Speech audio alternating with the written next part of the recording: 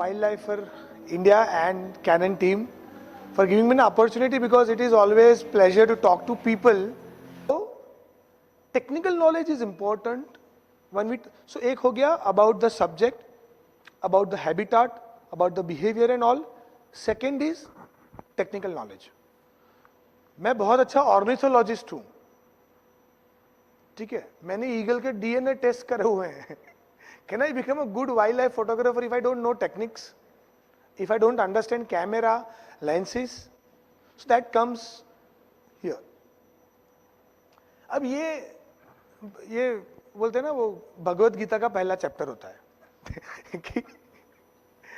ठीक है, ये भगवत गीता का पहला चैप्टर जिसको हम लोग बोलते हैं एक्सपोजर ट्राइंगल. अब ये आ गया तो सबको लगता है कि अपना हो गया. करेक्ट है ना? कितने लोगों को एक्सपोजर ठीक से लेना आता है? मुझे आता है, हाथ खड़े कर सकते हो यार. आई मीन एक्सपोजर ठीक से लेना तो आता है ना. अरे कुछ नहीं, ऑटो मोड पे तो लेते हैं ना. आजकल के कैमरा पता है कैसे हैं? पहले तो ऐसा था कि खुद बहुत कुछ करना पड़ता है. अभी तो कैमरे को ऑटो में बिता दो, शाम को खुद फोटो खींच के आता है. They are so advanced. कुछ एआई करके भी आने लगा अभी तो. Pre capture is there. We'll be talking about these things. So exposure value is very important. मतलब, और मैंने एक दूसरा मिथ सुना है, आपने भी सुना होगा, कि जो मैनुअल मोड पे खींचते हैं तो वो एक्सपर्ट माने जाते हैं. Is it? मैं कभी खींचता नहीं हूं मैनुअल मोड पे. आप लोग सोच रहे हैं तू पढ़ाने आया, कंफ्यूज करने आया, सोच ले. But you should know how camera works. If you know how camera works, आप उस चीज को अच्छे से, अलग अलग तरीके से, अलग अलग सिचुएशन के हिसाब से ऑपरेट कर सकते हैं. सो आपको सारे गम पधनी से आता है तो गाना आएगा ना. तो पहले ये सारे गम पधनी सा है. Clutch, brake and accelerator of the car, ये तीन चीजें हैं. अब सिंपल है. जब आईएसओ के बारे में बात करते हैं, how many of you understand ISO? We understand ISO guys? India में ही ऐसा होता है, इसको हाँ बोलते हैं, इसको ना बोलते हैं. हम लोग डमरू की तरह मुंह जाते हैं. आपको पता है? आप तुम समझ लो हमें कितना पता है. ठीक है. सो बेसिकली जो लाइट है, कैमरे का जो सेंसर है, it has to understand the light, कि भाई लाइट है कितनी, ज्यादा लाइट है, कम लाइट है, तो कैमरा इतना आपको बताता है. अगर आप कैमरे को किसी भी एक जगह पे फोकस करोगे या पॉइंट करोगे, ये कर्सर आपको दिखाएगा माइनस की तरफ या प्लस की तरफ. माइनस की तरफ होगा भाई कम लाइट है, प्लस की तरफ होगा ओवर एक्सपोज होगी इमेज. जब आप सही सही लाइट कैप्चर कर लेते हो तो हम लोग उसको बोलते हैं एक्सपोजर. अब एक दूसरा मिथ है कि जीरो पे एक्सपोजर ले लिया it means correct exposure. No, zero is your reference. I hardly capture image at zero exposure. How many of you have noticed this? That we hardly capture images on zero exposure? Okay. Zero is only your reference. कि इसके आसपास आपका light ठीक से capture होगा. So to get a zero exposure, we have three parameters. Shutter speed.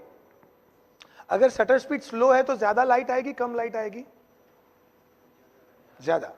Fast होगी तो light कम आएगी. ISO high and low. ISO low होगा तो लाइट कम होगी, आईएसओ हाई होगा लाइट ज्यादा आएगी. Aperture is the amount of light that comes into the camera.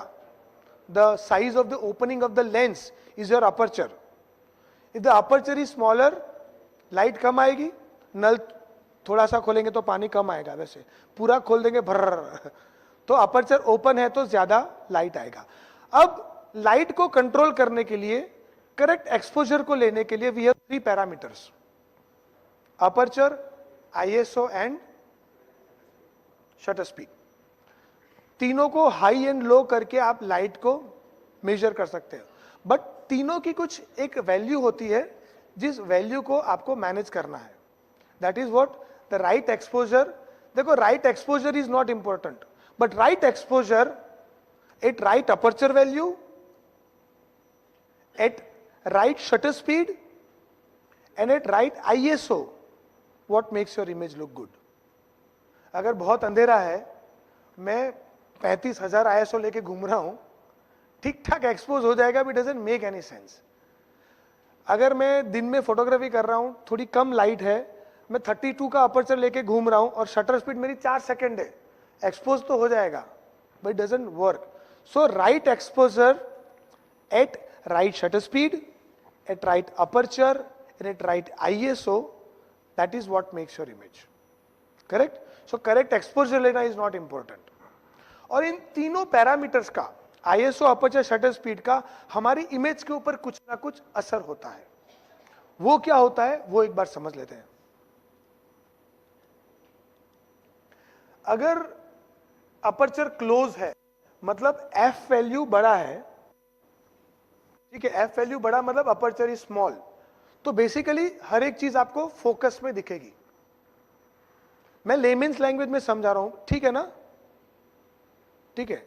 अगर अपर्चर बंद है मतलब f वैल्यू इज एट 32, अगर मुझे यहां से फोटो खींचनी है, सब लोग फोकस में आए ऐसा फोटो मुझे चाहिए, I will keep my aperture close. So पहला आदमी और एंड में जो बैठे हैं सब लोग कंपेरेटिवली शार्प दिखेंगे. Increase the depth of field, correct. So I was coming to that close aperture, rightly said, that will increase depth of the field. Depth of field is what? Effective sharpness of the area, effective sharpness of the depth of what you are capturing. अगर मुझे चाहिए कि मुझे sir जो आगे की रो में बैठे हैं वो लोग फोकस में चाहिए, बैकग्राउंड ब्लर चाहिए, I will open my aperture, पीछे की चीजें ग्रेजुअली ब्लर होती जाएंगी, जो एंड में बैठे हैं विल बी कंप्लीटली ब्लर में बी. शटर स्पीड, अगर शटर स्पीड फास्ट है तो मूविंग ऑब्जेक्ट का स्टेडी फोटो आ सकता है, करेक्ट, मेक सेंस. अगर शटर स्पीड फास्ट है तो मूविंग ऑब्जेक्ट का स्टेडी फोटो आ सकता है. शटर स्पीड स्लो करते जाएंगे, मूविंग ऑब्जेक्ट में मोशन ब्लर, ठीक है ना. कभी कभी होता है ना, अगर हमारी ऐसी फोटो आ जाती है तो हम बोलते हैं मेरा कैमरा ही खराब है, तेरा अच्छा है, ला मुझे दे. तो ये because of shutter speed moving object का अलग अलग प्रेजेंटेशन हमें दिखता है, which we call motion blur. And then ISO. ISO मतलब the sensitivity of your sensor, how sensitive is your sensor. अगर ISO लो रखेंगे, लाइट अच्छा है, will keep ISO low. Why? Because it will give you a good image quality. मतलब good image quality for regarding to ISO it means कि grains कम आएंगे. Always remember, whether it is 50 ISO or 100, there are grains. But how finer is the grain, it is decided by the ISO value. तो जितना ISO कम होगा, you'll get a good image quality, what we call. But sometimes in black and white pictures, we love the grain. Purposefully, we shoot on higher ISO. और उस ISO को set किया जाता है, grain size कैसा चाहिए, कितना प्रिंट निकालना है. आई नो प्रिंट बहुत अलग चीज है. प्रिंट निकालते हो आप लोग?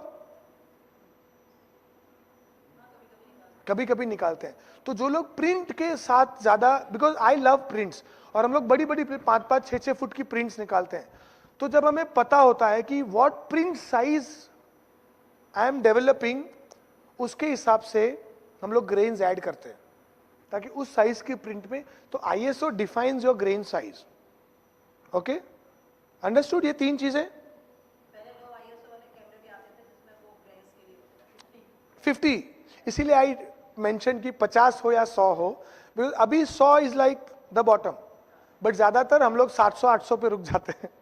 मेरे कैमरे का जब वाइल्ड लाइफ में हम लोग करते हैं तो दिक्कत ये आती है, generally use big barrel lens, मतलब telephoto, super telephoto lens use करते हैं. तो सुपर टेलीफोटो का एक कैरेक्टर ऐसा होता है कि the angle of view is so small and narrow कि उसको बहुत कम इंटेंसिटी मिलता है कैप्चर करने को. अगर इतने एरिया का अगर वाइड एंगल होगा तो इतने एरिया से लाइट आएगा तो वो इंटेंसिटी ज्यादा है. It will work on the same ISO, same aperture, you will get suppose 500 shutter speed. अगर मैं नैरो करके जूम करके किसी का पोर्ट्रेट लूंगा तो लाइट इंटेंसिटी कम हो जाता है, माई शटर स्पीड विल ड्रॉप. तो वाइल्ड लाइफ में हमेशा शटर स्पीड का इश्यू रहता है, बिकॉज जितना एरिया में से लाइट आ रहा है, that area is too small. इसीलिए हम लोग जनरली वाइल्ड लाइफ में ISO परफॉर्मेंस की बात बहुत ज्यादा करते हैं कि इस कैमरे का ISO परफॉर्मेंस अच्छा है. इट मींस कि वो हाई ISO पे भी कम ग्रेन देता है. Okay, manual mode, aperture priority mode, shutter priority mode, program mode, custom modes and bulb mode. They're the most likely the modes that we know and we use. Correct guys? अब किसको ऐसा है कि भाई अब तक जो हमने देखा वो मैनुअल मोड था. टू सेट एन एक्सपोजर हम लोग 3 पैरामीटर्स को सेट करते हैं and we get a correct exposure. Generally use my camera at aperture priority mode with a reason, I'll tell you. Manual mode में क्या होता है, एक्सपोजर वैल्यू को 0 करने के लिए ISO हमें खुद सेट करना है, अपर्चर हमें खुद सेट करना है, शटर स्पीड हमें खुद सेट करनी है according to brightness, image quality, depth of field and image sharpness. Sharpness मतलब मूविंग ऑब्जेक्ट की शार्पनेस. तो मैनुअल मोड में हम लोग ये चारों पैरामीटर्स फोटोग्राफर को खुद सेट करने पड़ते हैं. बट अगर मैं अपर्चर प्रायोरिटी मोड करता हूं, so there is an added benefit कि हम लोग अपर्चर, ISO और एक्सपोजर वैल्यू डिफाइन करेंगे. अगर आपको 0 एक्सपोजर चाहिए, you set your exposure at 0. फिर आप एक अपर्चर आपको चाहिए, जनरली ओपन अपर्चर पे ज्यादा काम होता है, तो ओपन अपर्चर रख के आप जब शूट करेंगे, यू विल अंडरस्टैंड कि उसके हिसाब से एक ISO सेट कीजिए. शटर स्पीड कैमरा खुद ले लेगा, थोड़ा काम इजी हो जाएगा आपका. गियर चेंज नहीं करना है गाड़ी में, खाली एक्सीलेटर पे पैर रखना है, गाड़ी अपने आप गियर चेंज करे. Will be easier job for us. So basically in aperture priority mode you decide your aperture.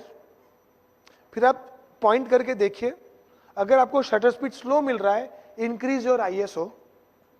If you will increase your ISO, तब तक इंक्रीज करो जब तक आपको एक अप्रोप्रिएट शटर स्पीड ना मिल जाए, एंड वो अप्रोप्रिएट शटर स्पीड कैमरा खुद ले रहा है. Is it easier job? हम लोग शाम को प्रैक्टिकल में देखेंगे जिसको कोई दिक्कत है. Right guys? So aperture priority mode में शटर स्पीड कैमरा खुद डिसाइड करता है, हम लोग अपर्चर को प्रायोरिटी में रख के डिसाइड करते हैं. Generally this is the example of open aperture and tele lens. जब लेंस का जूम ज्यादा है, जब लेंस का अपर्चर ओपन है, you see this kind of flat plain depth of field, मतलब shallow depth of field, plain backgrounds. ज्यादातर यही चीज, और मोबाइल कैमरे में बेचारे डिजिटली ट्राई कर रहे हैं. अब देखो मोबाइल में क्यों बैकग्राउंड ब्लर ठीक से नहीं होता है, किसी को पता है? बिकॉज मोबाइल कैमरे के लेंसेज छोटे हैं, तो अपर्चर भी छोटा होगा ना, और अपर्चर छोटा है तो डेप्थ ज्यादा मिलता है. इसलिए मोबाइल में वो कितना भी ट्राई करे, optically low depth of field attend करना बहुत मुश्किल है, because their physical aperture is too small. And that is the reason कि वहां पे डिजिटली ऑब्जेक्ट डिटेक्ट करके बैकग्राउंड ब्लर वगैरह डिजिटली करना पड़ता है ज्यादातर. सो जब हम शटर प्रायोरिटी मोड, अगर आपको कोई पर्टिकुलर शटर स्पीड पे काम करना है, do you know panning mode? Panning करते ना सब्जेक्ट को, स्लो शटर चाहिए आपको, आपको कुछ क्रिएटिव कुछ करना है, तो आपको शटर स्पीड खुद डिसाइड करनी है. अपर्चर कैमरा खुद ले लेगा उस शटर स्पीड के हिसाब से. से for example this image, I want a little slow shutter because I wanted this, पानी के जो ड्रॉप्स है उसका मुझे लाइन चाहिए था, ना कि डॉट. तो I kept my shutter speed little slow. Slow shutter speed चाहिए, तो मैं अगर अपर्चर प्रायोरिटी मोड पे हूं तो दिक्कत क्या होगी, मेरे अपर्चर के हिसाब से शटर स्पीड आएगी. पर मैं खुद शटर स्पीड डिसाइड कर लूं तो मेरा शटर स्पीड वही रहेगा जो मुझे चाहिए. अपर्चर इस पे कितना भी हो, doesn't make sense. Right guys? Shutter priority mode like this. ये दूधवा आपसे बहुत नजदीक है, दूधवा का है ये. मुझे एक पेंटिंग जैसी फील चाहिए थी कि जिसमें पेंटिंग के स्ट्रोक्स दिखे. तो मैं जब सफारी में था तो मैंने हैंडहेल्ड रख के कैमरे का शटर स्पीड स्लो कर दिया, तो जो सफारी हिलती है और जो स्ट्रोक्स लगते हैं, this looks like a painting, right? तो just to create that effect of painting मैंने स्लो शटर रख के इमेज खींची है। सो तब आपको शटर प्रायोरिटी मोड पे जाके काम करना पड़ता है, ठीक है। प्रोग्राम मोड, जिसमें आप आईएसओ और एक्सपोजर डिसाइड करो, कैमरा, अपर्चर और शटर स्पीड दोनों डिसाइड करेगा। Again I don't use this mode because depth वगैरह कंट्रोल हमारे हाथ से निकल जाता है। नाउ मैंने बोला था कि I hardly expose at zero, exposure value zero पे कम ही होता है। तो कब जीरो पे रखना है? जब light on the subject and light on the background is almost same. Do you see the light on the snow leopard in the background? Almost same, right? There is no big difference. Light on the subject, even the color of the subject is almost similar. In this scenario, you should expose your image at zero exposure. Make sense? Or this kind of images. You see the light on the tree and on the background, because it was an overcast weather, I kept my exposure at zero. Okay? अब ये सब images आप आज possible है because of the object detection and all. पहले तो ये होता था कि लेपर्ड थोड़ा आगे पीछे उतर जाता था, एक्सपोजर लॉक करके बैठे, वो आउट ऑफ फोकस चला जाता था। सो ये ऑब्जेक्ट डिटेक्शन का एकदम परफेक्ट एग्जांपल है कि ऊपर से जंप कर भी नीचे गया तो उसकी आंख नहीं दिख रही है, बट अभी के जो कैमराज है मिररलेस की मैं बात कर रहा हूं, जैसे I use R5, R6 Mark II and R3। Object detection में अगर हमको पता है कि आई डिटेक्शन होता है, फेस डिटेक्शन होता है, बट ऑब्जेक्ट डिटेक्शन भी है। So this is taken with that. तो आंख नहीं दिख रही है but you can see the object there, और वो उसको फोकस में रखता है। इन सिनारियो में जो हमने देखे तब एक्सपोजर जीरो रखना है। बट यहां पे अगर हम लोग देखेंगे, this is very bright area, right? तो अगर कैमरा इस लाइट को रीड करेगा तो कैमरा को लगेगा यार बहुत सारी लाइट है, तो कैमरा शटर स्पीड बढ़ा देगा और अंडर एक्सपोज कर देगा। तो जब subject is dark and background is bright, over expose is slightly. कभी भी कितना नहीं होता है, वो डिपेंड करता है कि कितना कल सब्जेक्ट का रंग क्या है, ब्राइटनेस कितना है। But when subject is dark and background is bright, over expose your image by half stop और फुल स्टॉप। ओके, हमेशा याद रखना है, dark subject over expose it. अभी अगर हम लोग इसमें भी देखें तो एलिफेंट इज ग्रे और बैकग्राउंड में ग्रीन कलर है। अब लाइट सेम है, सब्जेक्ट के ऊपर भी सेम है एंड बैकग्राउंड में भी सेम है। In this scenario again you have to over expose, because reflection जो है लाइट का वो सब्जेक्ट के कलर की वजह से कम आएगा। तो इस केस में भी subject is darker than the background, although the light scenario is same, you have to bit over expose your image. Understand guys? Make sense? कि डमरू? देखो, we can keep it interactive. आप मुझे ये भी पूछ सकते हो कि ये कहां पे खींचा है या क्या था, या अगर किसी को जानने में इंटरेस्ट है तो आप पूछ सकते हो, ठीक है? इसके ये जो एलिफेंट इमेज है, दिस इज विथ 100-400 100-400 जो कि वो बोलते हैं ना कैसा एवरीडे गो टू लेंस था मेरा। अभी आई यूज आइदर 150-500 और 200-800 as of now, but this is with 100-400 at almost 400 because it was little far. See, zoom lens का ना अपना एक मजा ये होता है, यू कैन कंपोज में, जब हम लोग कंपोजिशन की बात करेंगे I will show you that. Zoom lens में क्या होता है कि आपको अलग अलग पर्सपेक्टिव मिलते हैं। टेली लेंस फॉर एलिफेंट जो फिक्स फोकल लेंथ के हैं 400 2.8 600 f4, कुछ ना कुछ तो कटेगा, हाथी निकल जाएगा, पूंछ रह जाएगी बाहर। हमेशा कंपोज। और जिप्सी है ना, अगर साइड पे जिप्सी आगे है तो मिलेगा, आगे पीछे कर सकते हो जिप्सी, जब साइड पे तो क्या करो, जिप्सी ऐसे तो जाती नहीं है क्रेन की तरह। तो I always use for big mammals I use 100-400 पहले यूज करता था, अभी 150-500 या 200-800, ठीक है। देन सर एक किडनी का डोनर ही ढूंढ रहा हूं।